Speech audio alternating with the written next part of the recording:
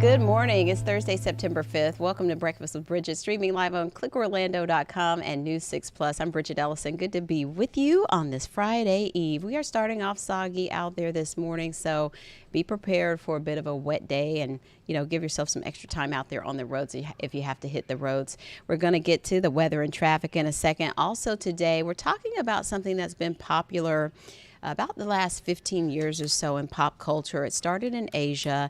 Maybe you've heard it, seen it. It's mukbang, and it's basically social media type videos, many of them on YouTube, where a person will sit in front of a microphone and they'll have a big spread of some delicious looking foods, and they'll really, just go to town, eating it very noisily and then talking about it and interacting with their followers. So we have a registered dietitian to talk about mukbang, what it is, and things you should be mindful of if you like to make those videos or you like to consume those videos. So we'll get to that in a little bit. But first, we want to get ready to head out and be prepared for this weather because things are a little bit different today. Meteorologist Michelle Morgan is with us this morning. She's in for Candace, and it's a little bit different today, Michelle, because we've had the rain chances pretty consistent, but we're starting off wet this morning. Yeah, we are dealing with a lot of wet roads across Central Florida. Of course, Steve will go over your traffic conditions in a little bit, but most of the shower and storm activity has come to an end this morning. You may be running into some misty conditions, so there's still a lot of tropical moisture in the atmosphere. Mm-hmm. The bulk of the shower and storm activity is offshore, Bridget. So again, if folks are heading out right now, at least they won't be dealing with that blinding heavy rain, which is great. Trooper Steve, he's been tracking numerous serious crashes, probably due to the bad weather, because when it's raining that hard, you barely see what's in front of you, and of course with speed and wet roads and all that stuff. So thankfully, we're not dealing with heavy rain at the moment. Okay, and it's going to work back in, though, so this is just like a momentary break for us. Yes, exactly right. So later on this afternoon, when we get the daytime, I'm keep fixing my hair. I'm sorry. It's okay. I have like a flyover that keeps tickling my eye. Yeah, I'm eyelashes. just gonna. Yes, there we go. There we go. So, later on this afternoon, you get the daytime heating. We also have a stationary front over the peninsula, over the state of Florida. So anytime we have a stationary front over any area, it's just going to keep things unsettled. So meaning more rain on the way, plenty of clouds. So we'll probably see mostly cloudy skies with a few peaks of sunshine. And then because there's so much moisture in that atmosphere, then we're dealing with the heavy downpours. Okay. And so as far as sort of the areas that will probably see the most, what's that looking like for us? Well, I'll show you on future radar, but I do want to show you what's going on right now across Central Florida as we take a look at not only the radar scan, but also your current temperatures. So we're in the upper 70s, middle 70s across Central Florida. The warmest spot is Cocoa Beach at 82. But notice most of the shower and storm activity way offshore over the Atlantic Ocean, looking at a few coastal showers, and that's about it. As we take a look at the setup here, there's that stationary front I was talking about, draped over Central Florida, stretching all the way to coastal Louisiana, bringing heavy rain to them, as well as coastal Texas. Now, this stationary front is going to hang out for the next couple of days, keeping things rainy, breezy, and also cloudy. As we take a look at the rainfall outlook, you can see a lot of green on your screen. So this is a marginal risk. Now, this is different than the severe weather risk. This means that everywhere that is highlighted in green has a good chance of seeing flooding. So looking at minor flooding, it'll be localized, but in low-lying, poorly drained areas are where the threats are a little bit higher. So you're going to have to be mindful of that. But temperatures here, again, across Central Florida are in the 70s. As we take a look at your hour-by-hour forecast, warming up into the lower to middle 90s. Of course, with the high humidity, it's going to feel like 102 to 107 degrees for many cities, and those rain chances going up to 70% this afternoon. Now, forecast highs across Central Florida, 92 in Kissimmee. If you're heading out to the parks today, bring that poncho and umbrella, you'll need it. 93 in Claremont, 92 in Leesburg, and then our coastal cities climbing into the lower 90s and upper 80s this afternoon. So timing things out here as we go through the 10, 11 o'clock hour, a few isolated downpours are possible. Looking dry for lunch under mostly cloudy skies, but then after 2, 3 o'clock, Look at this. Look, a lot of red and oranges on your screen. And that's just really pinpointing where those showers and thunderstorms could happen. As we get closer to 6, 7, most of the shower and storm activity staying west of the I-4 corridor. And then closer to sunset, around 7, 8 o'clock, more showers and thunderstorms developing across central Florida. A good soaking rain for many. So you may get the chance to give your sprinklers a break today, which is good. Save some money on your water bill. And then later on tonight, showers and storms linger in a few locations and then drying out as we head into the overnight hours, but staying cloudy. Now, the rainfall potential across central Florida, this model is indicating many spots picking up almost 2 inches of rain. That includes the metro area, Leesburg, so Lake County, the villages, Ocala picking up a little bit over an inch, and then the lesser amounts along our coastal spots, almost a half of an inch in Palm Coast, less than a quarter of an inch in Daytona Beach and New Smyrna Beach. Now, tropics, we're approaching the peak of hurricane season, which is September 10th.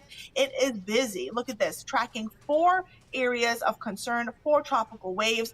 All of them have a low chance of tropical development in the next several days, highlighted by the National Hurricane Center. Even though it has a low chance, we're still going to keep an eye on them. As of right now, there are no tropical threats to central Florida, and I'm not tracking any named storms. So far for the season, we've had 5 named storms. So here's your 7 days, 70% chance for rain, 94, 70% chance for rain tomorrow, 93. Rain chances high on Saturday, 93 as well, 92 on Sunday. I knocked down rain chances a little bit because some dry air should be working into the area. And then Monday, same setup, and then we're back to high rain chances as we head into next week, midweek. All right, so it's just soggy right now. It's just soggy. Yeah, it's just nasty outside. So, I mean, it's great napping weather. Mm-hmm. And if you're getting the kids ready for school, they'll definitely need the rain gear today. Mm-hmm.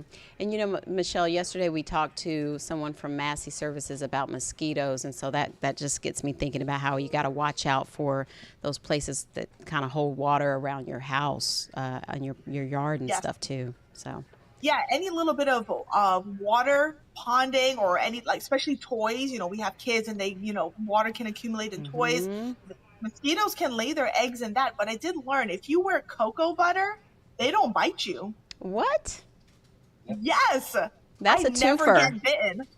Okay. I'm telling you, I never get bitten. I thought that like my blood was terrible or something like that because my husband and my son, they get bit up. They don't wear cocoa butter. Okay. Or go outside, but I moisturize and I wear cocoa butter and I never get bitten. But see, I like all those floral lotions and all that stuff, so I think that they think that, you know, that I don't know what they think. I don't know what's going on. So. And I'm going to try that. But he recommended the lemon eucalyptus type of scents as well. Keep them away. Oh, yeah, I could see that too. But I mean, good old shea cocoa butter works too. So maybe it's too thick.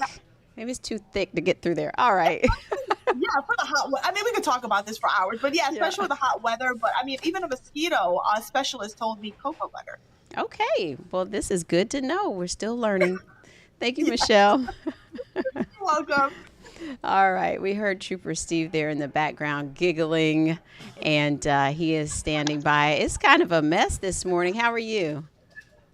I guess I need cocoa butter in my life, if that's the case, because lots of benefits. Tell you, I have lots of benefits. I bought one of those zappers. I have 2 in my backyard now, so I could at least hang out in my patio. And they work up in the corners. All right, send me the link. Send me the link. I'll send you that Amazon link, girl. You know. Okay. The roadways are a mess. We're going from one serious crash, Bridgett, to another serious crash. So right now we'll go straight to the maps this morning. We spent most of the morning talking about a fatal crash that happened on Orange Blossom Trail. FHP just now sending out some information, so I'll update you briefly real quick. That was a single vehicle motorcycle crash. Unfortunately, a passenger of that motorcycle, 45-year-old male passenger, was killed on that. The driver of the motorcycle is fine, but as I'm looking here, it looks to be P1 riding an electric scooter. So this is the kind of stuff that we need to be paying attention to, especially when these weather conditions are moving through. two-wheeled vehicles, really difficult, especially these scooters. You got to pay attention. And then right before we ended the show, Bridget, this crash happened over in the Belle Isle, south of the Edgewood area. So Orange Avenue at Prince Street, just north of Sand Lake, northbound lanes are completely shut down right now for a fatal crash. No information on the crash specifically, but this is going to cause some major issues for the schools out in that area. You have an elementary school that's located there on the northbound side. So please pay attention and add, probably, if you have to go specifically through that area, maybe 15 minutes. It's going to be a serious commute. Cimarron Boulevard in Hoffner, you can see some serious delays southbound as you approach that intersection there. I'm afraid the morning is just going to continue to get worse because people are not heeding our warnings that, listen, roadways are slick. You got to pay attention. We don't normally see it this early in the morning. Our meteorologists give it to us at pinpoint accurate for the afternoon, and they told us last night that this was going to happen. Got one here at Seminole, 1792 at O'Brien Road southbound, just north of Maitland Boulevard. I believe Seminole County Sheriff's Office already out on scene at that. But the delays are building up pretty much everywhere we're at. I have never seen 1792 at Poinciana Parkway that delayed on the far right side of your screen. And then, of course, our routine delays on I-4 eastbound from 27 into the attractions. 35 minutes, Bridget, from Champions Gate to 408. That's a big drive. And I'm only thinking it's going to get a little worse. There's a serious delay right by John Young before you make your way into the downtown area. St. Cloud, you guys aren't too bad until you make your way towards the Florida Turnpike. You'll see those delays along Neptune Road. You can see that red just sticking out right in your face there. And then Pleasant Hill Road, northbound. Man, this is why I moved out of there. My mom gets so mad that I never go down and visit, because just to get from here to there, an hour and a half from Orlando to Kissimmee, that is insane. So make sure you're paying attention. Your east and westbound drive times, not the best this morning. If you're headed westbound, I need to check. Something might be going on I-4 in Seminole, because from 39 minutes to downtown, that's a lot. So people need to be heeding the warnings and paying attention, Bridget. Yes, for sure. I mean, those numbers definitely tell the story right there, that you got to take your time today. Yeah, absolutely. Today's topic is going to be an interesting one. I think because of all the diversity of what we talk about on Trooper Steve on Patrol, people think I'm a traffic engineer. I am not a traffic engineer. I'm a crash investigator. But we'll talk about stuff because I'll get the information and then I'll just regurgitate it to you guys. So today we are talking about the difference between metal guardrails and concrete barriers. What determines what goes where? Why are they in certain places? Why are they not? And then we're going to talk about that at 10 a.m. live from Inside Results 1. Biggest thing I'm encouraging, though, today, meteorologist Michelle Morgan's been saying, people need to pay attention, please. Yeah. And just truly just put driving in the forefront of your brain, put the phone down and focus, because we're going to see some of that nuisance ponding, especially in our construction zone. Yeah, and it's like if you can't leave early and you're running late, then just you're late. Just take your time. Just it's accept not worth it. Accept it. Accept it. It's That's not worth it. You know, we're talking about mukbanging a little bit, and you said that people have suggested that you do that in Results 1, but I know you like to keep a clean car. I don't know if that would work. But you like to eat too, so. That's true, and I don't want to, I'm whispering just a second as Michelle goes by. I'm not into the big platter of food. I think that's a little excessive, but I do enjoy a good review of something. You and I have spoken about that piece about sitting in the car and eating something by yourself. And some people have suggested that, hey, how about you go live when you're eating? And I'm like, let's see what the view count can do for something like that. But I enjoy food just as much as anybody else, but you and I, you and I are special here. I think there's that exception with the mukbang that you have to be really noisy about it, and that kind of gets on my nerves. So I don't know. Yeah, they want to hear that, the smacking and the sauce and what's the phrase called? What's that phrase called when it's sound driven? Oh, ASMR. Yes. ASMR. People are all into that. Now, the only thing before I let you go that I will say that I will never complain about listening to someone chew something is a dog or a cat. When they're munching on something, it is the cutest thing. Little pet noises. They're just like, and then their mouth except is so cute. if they're chewing on something they're not supposed to be chewing on. Yeah, then we have if a they've got problem. my shoe or a belt, then I'm a little irritated. I've lost some belts over the years, going back home, and all of a sudden it's out of the closet. So I'll let you go to the mukbang stuff, and I'm going to stay tuned and watch it. All right. See you later. Bye. Bye. So we have some news to get to. We talked to that kidnapping victim, the attempted kidnapping victim at the Walmart store we told you about. She's telling her story, the harrowing experience. She was held at knife point and forced into her trunk, and it was just while she was putting her groceries in the car at Walmart. So Troy Campbell talked to her, and here is her account of what happened that day. The victim tells us she had her car parked here at this Walmart off of Goldenrod Road in Orlando on Labor Day. She was unloading her groceries into her car when she says she felt a man grab her from behind. And pulled me into him, like, from his arms. First, I thought it was somebody doing a joke on me. You know, I didn't realize what was going on. And then he said, give me your cash. Then I knew, yeah, it wasn't a joke. Veronica Jones says she's thankful to be alive after Orlando police say this man, 54-year-old Juan Perez, attacked her in an attempt to steal her purse, also charging him with attempted kidnapping. What are your thoughts when you feel him trying to push you into your trunk? Yeah, he was being very forceful. Investigators say this surveillance video shows Perez walking up to Jones's vehicle and then attacking her. What is this right here? Yeah, I don't know exactly what he used, but it was sharp. Okay, he said, you know, I'm gonna slice your throat if you don't stop struggling and give me your cash. I just started screaming. He had gloves on his hands, so he shoved his gloved hand down my throat so I wouldn't scream. That's when another shopper named Elliot says they were driving by and saw the commotion. But making sure no one was behind me to slam on my brakes and ask, are you okay? She took, I could tell, mustered all of her strength to pull herself out of the trunk to say help.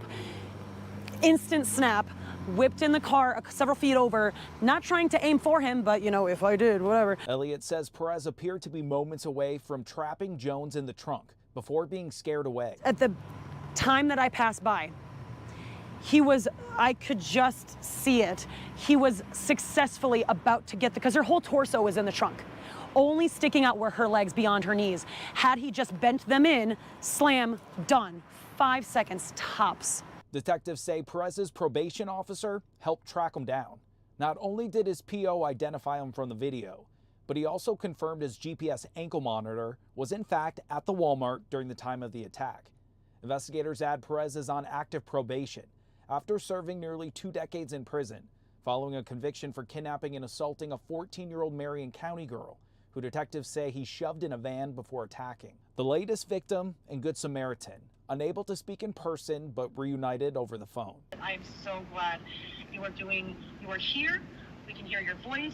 Yeah, I kept thinking about you the whole time. I was like, oh my God, I don't even have a number or a name to thank you because you are like the only person that would stop. Perez is being held in the Orange County jail without bond. In Orange County, Troy Campbell, Getting Results, News 6. That's a very rare occurrence that we get to talk to a victim, but it definitely reminds all of us to be aware of your surroundings, not only for yourself, but your neighbors. So thank goodness for that Good Samaritan who stepped in and helped avoid a tragedy there. So we're going to take a quick break. We'll be right back to talk to a registered dietitian about those mukbang videos. Welcome back. And this morning we're talking about something that's really interesting in pop culture. In the past 15 years or so, mukbang videos have really taken off on YouTube, social media, and it's basically when you see someone on camera with a microphone eating a bunch of food, and it's really noisy and sloppy and usually lots of very appetizing foods, but just a lot of it. So we thought we'd talk about it with a registered dietitian this morning. We have Sarah Ream with us once again. Good to see you again, Sarah. Hi, thank you for having me back. You know, we talk about a lot of things in pop culture that come up that can sort of be dangerous for our health, especially when it comes to fads with diets, you know, different things that could be harmful for younger people and children. You know, you and I have talked about everything from eating disorders to now this, and it's kind of entertaining. I think some people like to watch these videos for the sounds, but there are some things that we need to be wary of, right? Definitely. So as a registered dietitian, when I see these types of videos, it makes me a little bit nervous. You know, these types of creators obviously are trying to go for the shock factor. They're putting out these videos for the viewership, for likes, comments, views. So they're going for the extreme. oftentimes we see them ordering foods from restaurants, like you mentioned, in very large quantities. So sometimes we see them ordering, sauces in full drink cups or tables full of chicken wings. And so my main concern is that somebody would see this and think that that's, an acceptable eating pattern or even a recommendation, and then they want to go out and try it themselves.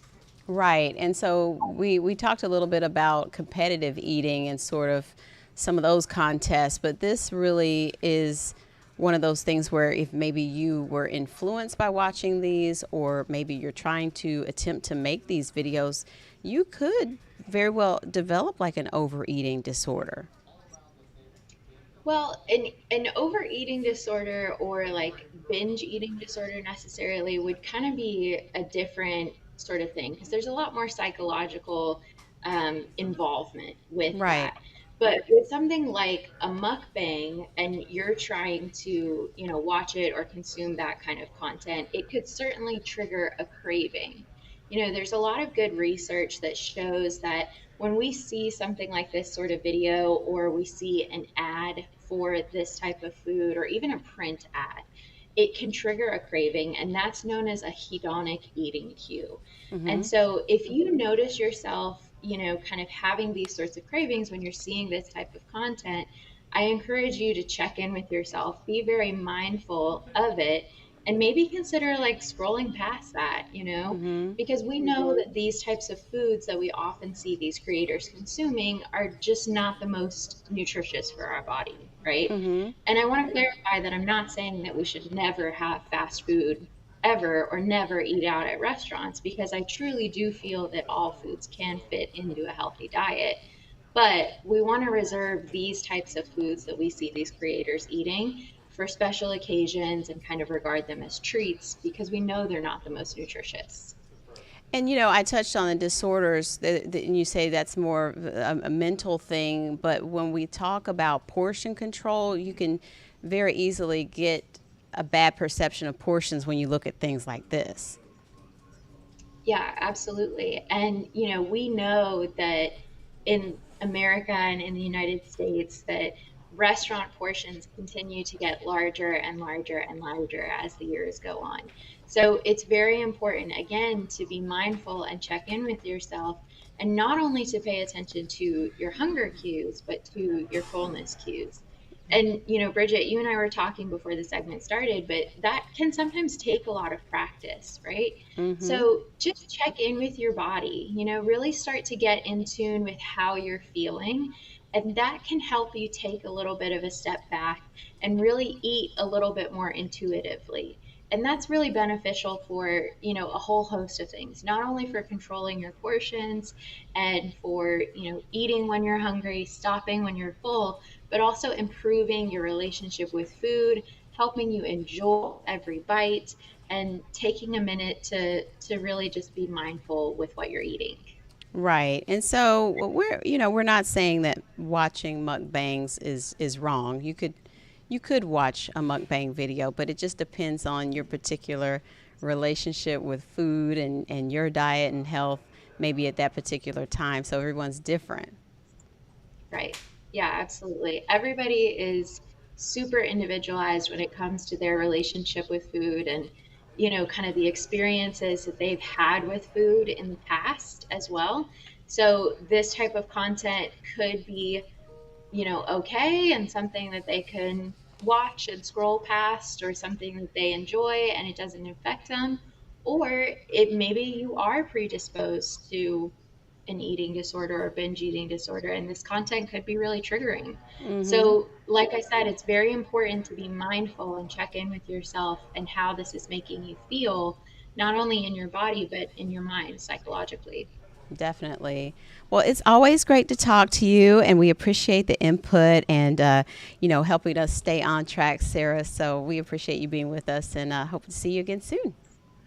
Of course. Thank you for having me. All right. Thanks, Sarah. All right, we are getting ready to hit the road. I don't know if you heard, but we're headed to Melbourne next. So we want to hear from you about the stories that you want to see covered in Melbourne. So just let us know and come on out on September 18th, 4 to 7 p.m. in Melbourne at Squid Lips. That's where we'll be live, and we'll have our shows broadcasting live from Squid Lips Restaurant. And you can come out, meet the team, get some swag. We hope to see you there. So mark your calendars and get those story ideas in it too if you have them as well. So I'm going to let you go, get to your breakfast and get your day started. Thanks for being with us. I'll see you at noon, and I'll see you back here tomorrow, Friday morning, for more Breakfast with Bridgett. Take care.